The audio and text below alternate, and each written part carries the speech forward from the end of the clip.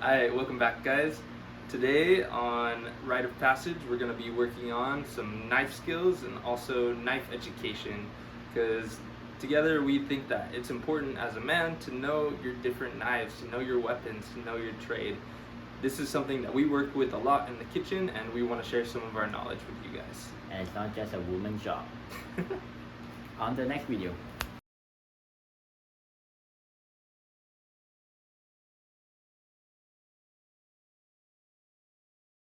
Good job! Alright, welcome back. Alright, so right now we're going to talk about the different types of knives to help you with your knife knowledge, for especially to all out there men. Alright, so let's start off with the most basic, which is the chef knife. So if you were to get any knife and like a knife that you really need, it would be the chef knife. The chef knife is basically like a man. You can do everything and anything. And so if you really need to if you only can afford one knife, chef knife would be best. Alright. Next, we're going to the smallest knife, the little paring knife. This thing is a chef's best friend. You can use it for literally anything if you're good enough. I personally like to use it for carving out little things and peeling different vegetables and things like that. But you can use it for anything. A lot of chefs like to use it for carving and even making cool little sculptures out of the food and things that they create. This one, very nice to have. And next we're gonna move on to a bread knife. If you're feeling adventurous, a bread knife would be nice to cut off, bread, obviously. It's called a bread knife for a reason. Or some even meat as well, like steak. If you're also feeling bougie, steak will help too. So I don't really have this in my house, but hey, if you want, like I say, if you want to be adventurous, get a bread knife. Yep. On the other end of our serrated knife spectrum, we have a general tomato knife or steak knife. This is for very simple things. The serrated edge really helps you cut through hard or tough skin, like the skin of tomatoes, things like that. This one isn't a necessity, but it's very nice to have in your house. Let's say if you're feeling adventurous, you get all the other knives. So right now we have a fillet knife. So this is something that we use a ton back in the kitchen, but especially when we're trying to fillet the tuna from like the skin, right? Because we don't want to eat the skin. And so fillet knife is good as well. It depends on what meat you are eating. So if you're eating basically chicken breast men out there, like I said, chef knife is all you need. But hey, if you want to try something else, then fillet knife does the job. It's super bendy and it will help you with whatever you're trying to fillet out. Then we got our boning knife. Looks a ton like a fillet knife also, but this one doesn't really bend at all. I like to use this one personally for deboning chicken and also breaking down the carcass because I like to save money and buy the whole chicken. Also gets you a bunch of different cuts of meat. It makes your meals more exciting than just chicken breast all day. But boning knife, awesome for getting around tough bones and cutting through everything that you need. So if you want to have the bang for the buck, get the boning knife so you can cut out a piece of other bones if you want to be, cheap. Right next, we have something called the Asian knife. So as you all know, I'm from Malaysia, and so Malaysia and Southeast Asia, this is what we use most of the time. We use it to cut vegetables, cut meat, and especially when you go to the night market, the morning market, you always see or uncle and auntie will always have a pair of cleaver, because it does the job. One smack, and you're done. And so if you want to be something close to being Asian, you get a cleaver. Also saves you and does the job whatever you need to do. Cleaver is a good utility knife. This one looks, again, like a cleaver, but it's a little vegetable knife. This one is a Japanese style. There's also a few other styles. The main purpose of this one is to have these little divots, these little grooves. Gives little air pockets so that when you cut vegetables like a zucchini, it doesn't stick to the knife and get stuck or make it so that you could potentially hurt or cut yourself. This knife's very simple, very small, very clean. This is one of my favorite knives to use in the kitchen. And that's basically about it. That's all the knives that you should know, men out there. So whenever your wife asks you to cook, you know what you're dealing with, especially knives, because these are your weapons to make your wife happy. You know what they say, happy wife, happy life. Let's get cooking, guys.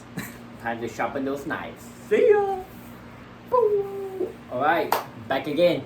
Alright, so right now we're going to talk about sharpening the knives, but before we do that, we're going to explain to you the tools that you use to sharpen your knife. So we're going to start with whetstone. This is This is the most recommended way to sharpen your knife. Definitely one of the most effective way as well.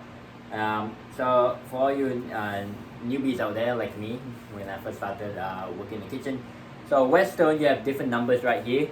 So there's like 400, there's 1,000. So you always want to start sharpening your knife with the lowest number and slowly increase in numbers, so you don't damage your knife, because you know sometimes you may buy an expensive knife and you don't want to dent it, right? And so another thing about whetstone, you gotta make sure it's wet. Hence the name whetstone. So you gotta make sure it's wet, and then sharpen your knives.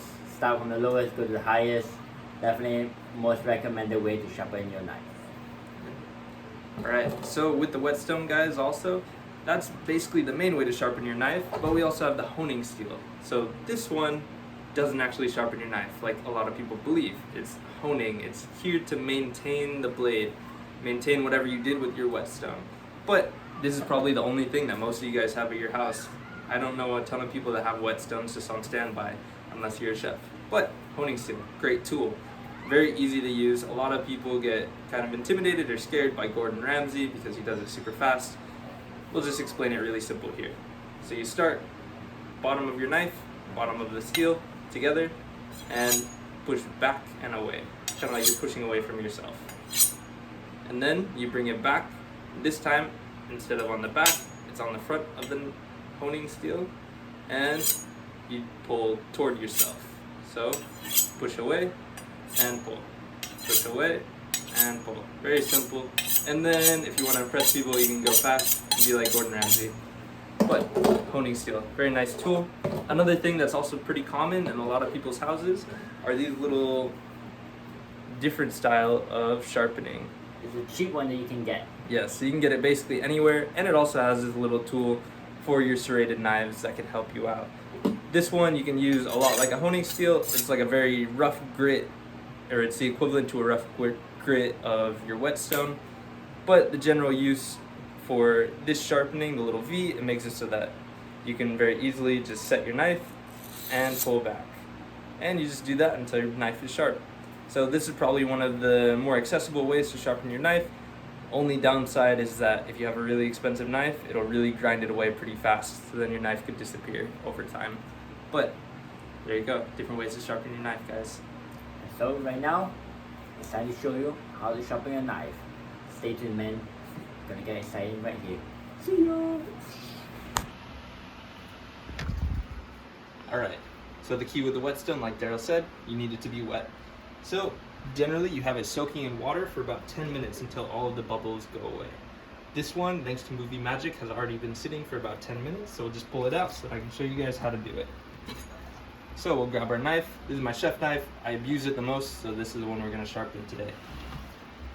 Generally, there are a few different ways to do it. The easiest way, you put your fingers on the tip of the blade, you start at the bottom of your whetstone, and you push away using the entire stone.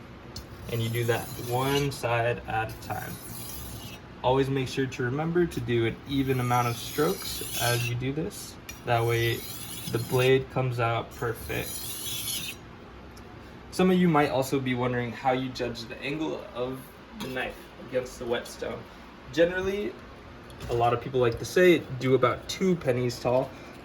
I have been doing it for so long that I just measure it with my thumb. So I'll put my thumb here, measure it like this, and then I use my thumb as a guide to kind of maintain that angle as you go. So this is the easiest way to do it. The next way, this is the way that a lot of chefs like to do it, is they put their fingers on the blade, they pull back very hard, and they push forward very light. Move the knife over just a little bit, move their fingers over, pull back, and go forward. Move over, pull back, go forward. Move over, pull back, go forward. So it should look like this, but it's okay to go slow and very easy as you start learning it, because it does take a lot of time, and if you do it wrong, you could be hurting your blade instead of helping it. But in general, this is how you want to be doing your knife. And you also want to be working with the numbers correctly. This knife is already generally pretty sharp, so we're starting at the 1000 grit, and then I'll slowly work up to my higher grit whetstones. But overall, that's how you sharpen your knife. Thanks, guys. Alright guys, that was just a little bit about knives, some information to help you in the kitchen, and some different ways to maintain and sharpen your knives so that you stay safe out there. Exactly. And so we're gonna link down some of the knives that we feel like is super cool. Like if you're a beginner, advanced, we'll put the links down below so you can check it out. Maybe buy some, who knows, you know. Or maybe you want to be a chef. Maybe you change your dreams. But yeah, try it out and know that you should be safe especially when you sharpen your knife. We don't want you to cut your finger and have your wife have to cook for you again. Right? Man, we gotta step up and we gotta change the game.